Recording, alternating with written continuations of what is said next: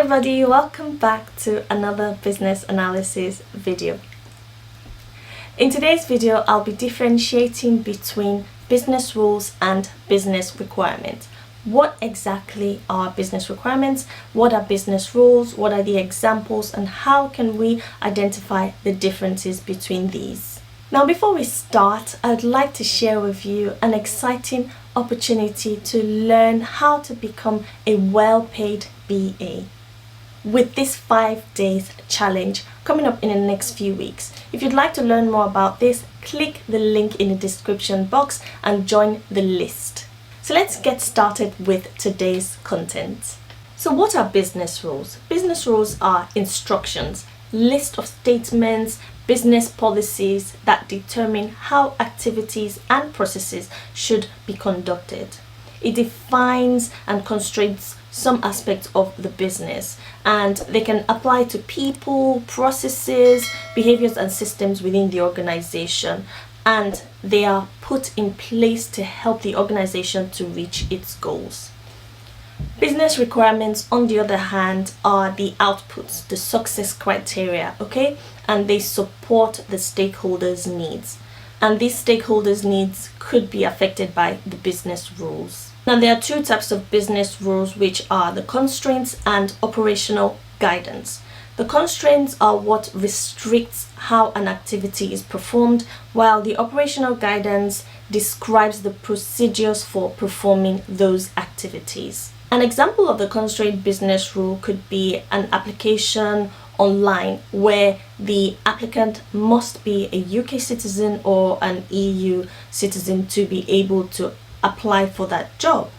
Another example of a constraint could be that you have to be at least 18 years old to be able to purchase alcohol from this company's website.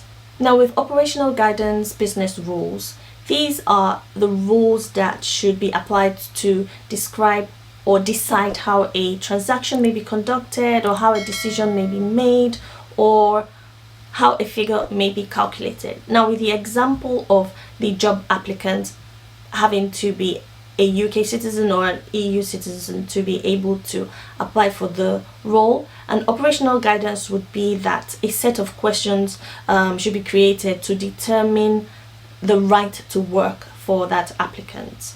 Another example of operational guidance business rule in relation to the constraint example that I gave, where you have to be 18 to be able to purchase alcohol, could also be a set of questions to determine how the person's identity must be confirmed over the phone, for example.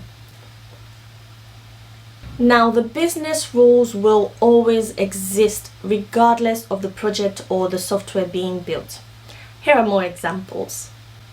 An employee must work for 3 months before they can be placed on dental cover. Another example with the Business Analyst School is that founding members of Business Analyst School who cancel their membership and return will have to pay the current member price.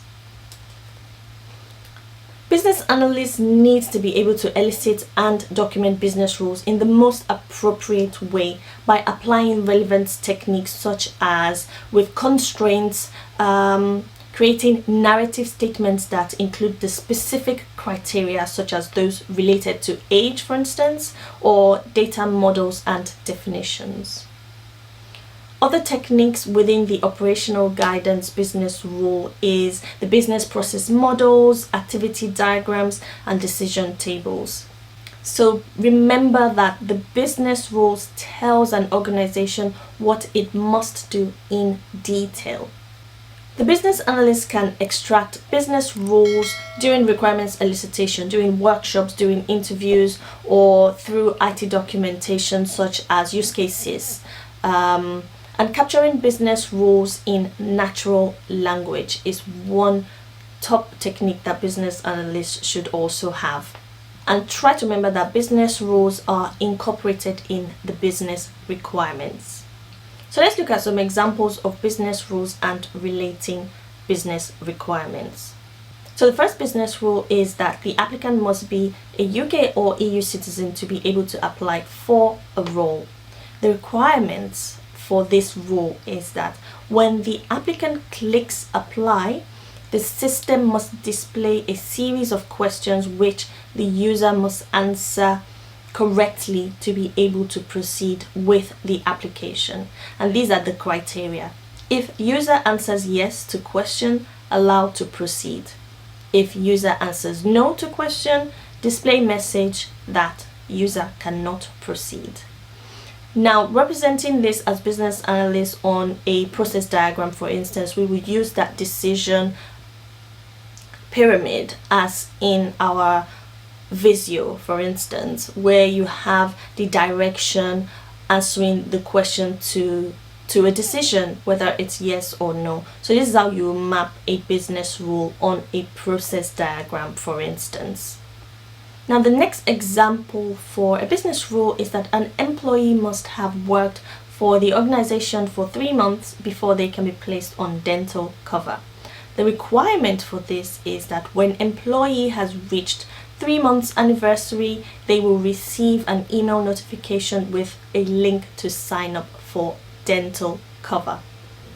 I really enjoyed today's content and I hope that you have too. If you have, please like, subscribe and share this content. You never know who it might help. And don't forget, if you'd like to learn how to become a well-paid business analyst, click the link in the description box below for more information. As always, thank you for watching and I'll see you in my next one. Peace.